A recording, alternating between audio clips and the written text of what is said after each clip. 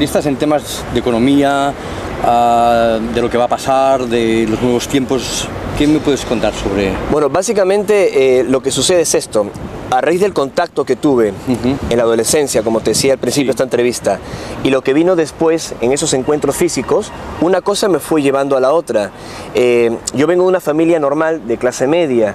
Mi padre trabajaba como funcionario en el departamento de informática, Seguro Social. Sí.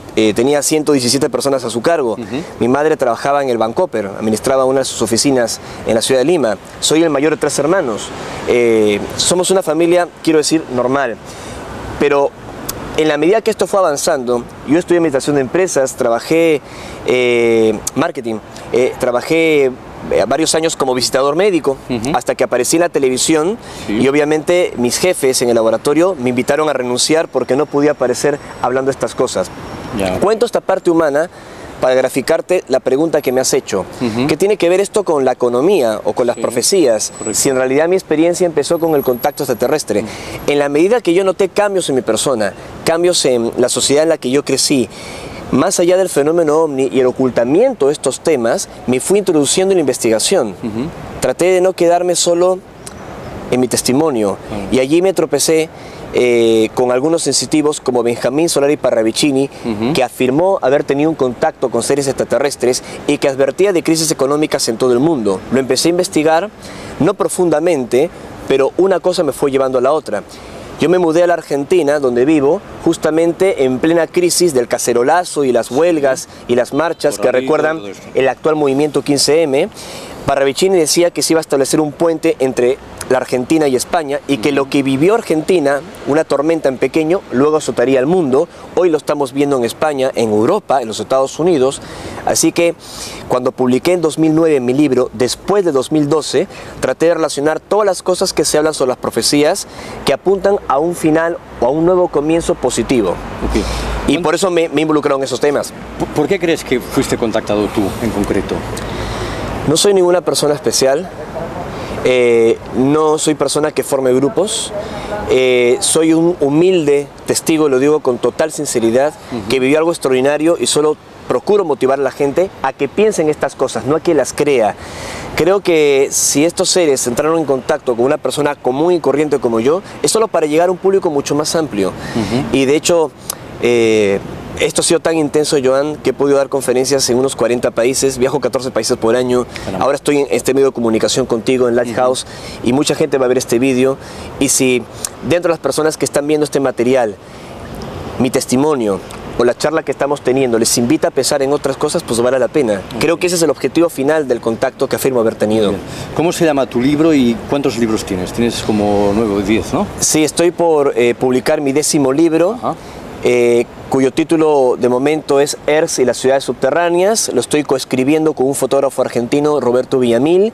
Aquí en España, de estos 10 libros, hay 3 que están editados por Ediciones Luciérnaga de Barcelona. Entre ellos tienes Los Maestros del Paititi, perdón, donde describo una expedición a las selvas del Madre de Dios en el Perú, donde se cree un grupo de amautas y maestros del otrora imperio de los incas, habría huido ante la conquista española para fundar una ciudad tan esplendorosa como el Cusco. Los Maestros del Paititi habla sobre esa expedición y ese contacto con los intraterrenos. Otro libro publicado en España es Después de 2012, que te lo escribía, que habla de que el 2012 no es el fin del mundo, ya estamos en el 2012, ni el 21 de diciembre ni mucho menos, que más bien es el final de una época, empieza otra y que coincide con estos cambios económicos, climáticos, de toda índole.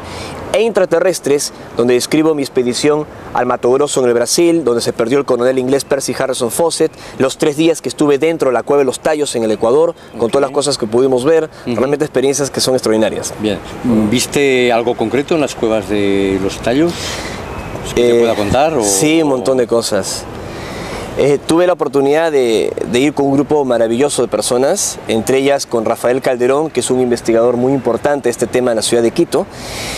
Y lo que pudimos constatar, entre otras cosas, fueron dos puntos. Primero, que János Moris, ese húngaro nacionalizado argentino, no mintió cuando afirmaba que esas cuevas son de origen artificial, o por lo menos son naturales en su génesis, pero fueron acondicionadas. Como túneles, ¿no? Como túneles, hemos visto ángulos rectos, algunas fotografías las he mostrado y todo.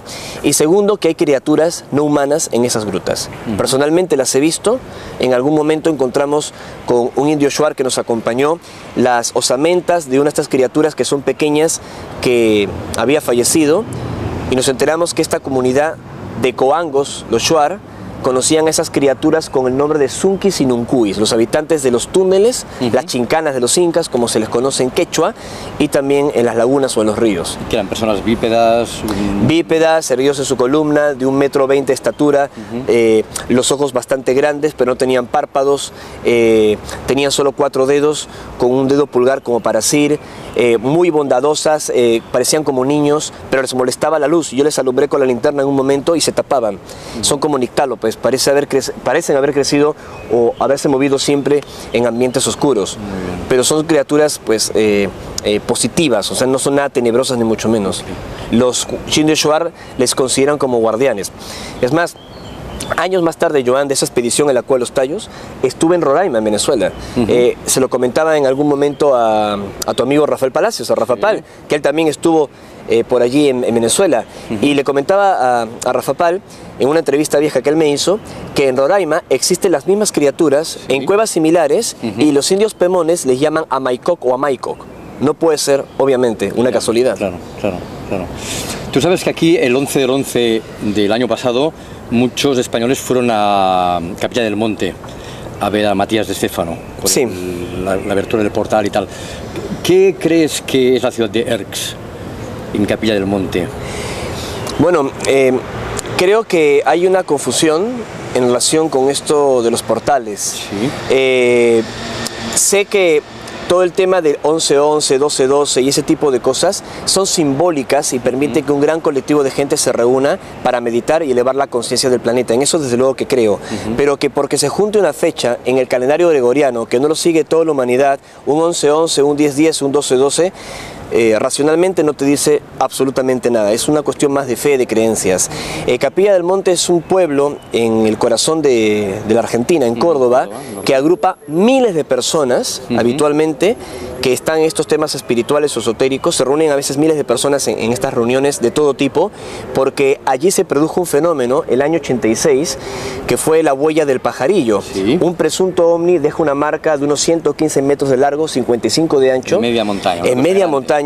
Ya no se puede ver esta marca, pero en su momento Juanjo Benítez, JJ Benítez, con Jiménez del Oso, que para descanse, fueron a investigar, y viste que la cámara no les funcionaba, y pudieron documentar todo lo que allí sucedía en su momento. Jorge Suárez lo investigó muy bien, porque en esa época era funcionario de la alcaldía, la intendencia de Capilla del Monte. Así que el fenómeno es real. Todo esto ha generado como un creciente interés en el fenómeno ovni, transformando Capilla del Monte en una especie de Roswell argentino. Una meca.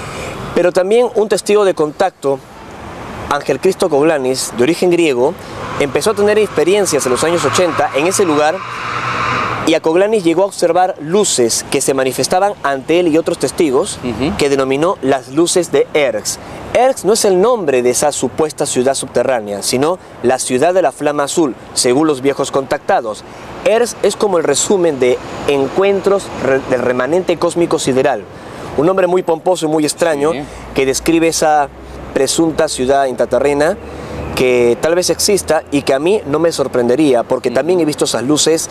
Conozco bien el caso de Acoglanis, que hizo convocatorias, avistamientos programados, que fueron documentados por el fotógrafo y periodista Roberto Villamil, un gran amigo, con quien estamos escribiendo un libro que sale el mes de septiembre sobre este tema, incluso contando detalles inéditos de por qué Ángel Cristo Coglanis fue asesinado en abril del año 89, antes que Trigueño publicase un libro con todo el material de Acoglanis contando estas experiencias.